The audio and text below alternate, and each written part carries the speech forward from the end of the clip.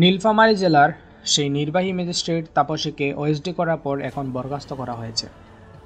তিনি অন্তর্বর্তী সরকারের প্রধান উপদেষ্টা ডক্টর মোহাম্মদ ইউনূসকে নিয়ে সামাজিক যোগাযোগ মাধ্যম ফেসবুকে বিতর্কিত মন্তব্য করে সমালোচিত লালমনিরহাট জেলা প্রশাসনের সহকারী কমিশনার তাপসী তাবাসসুম উর্মিকে সাময়িক বরখাস্ত করা হয়েছে।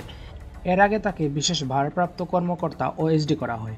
গতকাল সোমবার বিকেলে এই তথ্যের সত্যতা নিশ্চিত করেন জনপ্রশাসন মন্ত্রণালয়ের জনসংযোগ কর্মকর্তা মানসুর হোসেন জানান, সরকারি কমিশনার তাপসী তাবাসসুমকে ওএসডি করার পর আজই সাময়িক বরখাস্ত করা হয়েছে। একই সঙ্গে তার বিরুদ্ধে বিভাগীয় ব্যবস্থা নেওয়ার প্রক্রিয়া শুরু হয়েছে।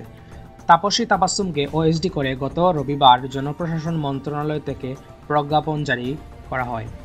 ডক্টর মোহাম্মদ ইউনূসকে নিয়ে বিসিএস 40তম ব্যাচের নবীন কর্মকর্তা তাপসী তার ফেসবুকে লিখেছিলেন, সংবিধান ভিত্তিহীন অন্তর্বর্তী সরকারের প্রধান উপদেষ্টা বলেছেন, রিসেট বাটনে পোস্ট করা হয়েছে, অতীত মুছে গেছে। রিসেট বাটনে ক্লিক করে দেশের সব অতীত ইতিহাস মুছে ফেলছেন তিনি। এতই সহজ? কাউন্টডাউন শুরু হয়ে গেছে আপনার মহাশয়। এর আগে স্ট্যাটাসের বিষয়ে জানতে চাইলে তাপসী মোবাইল ফোনে স্থানীয় গণমাধ্যম কর্মীদের বলেছিলেন, আমি পোস্ট দিয়েছি, এটাই তো যথেষ্ট।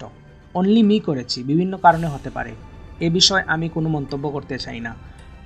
তাপসী তাবাসসুম উর্মির ফেসবুক আইডিতে গিয়ে দেখা গেছে ছাত্র জনতার গণ অভ্যুত্থানে ক্ষমতাচ্যুত সরকারের পক্ষে অবস্থান নিয়ে বেশ কিছু স্ট্যাটাস দিয়েছে।